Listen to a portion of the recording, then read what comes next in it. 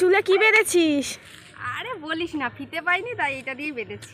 কি তোমরাও তাই বিশ্বাস করলে? আরে না না, অনেকদিন ধরে ভিডিওতে দেখছি যে সবাই এরকমভাবে চুল বাঁধার পরে যে রেজাল্ট আসছে, তো সেটা করার জন্যই আমি বেঁধেছি। তো দেখি আমারটা কেমন হয়েছে।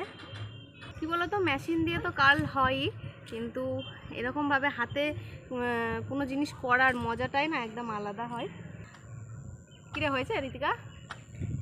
না না হয়নি। বড় বড় চুল হলে হয়তো হতো।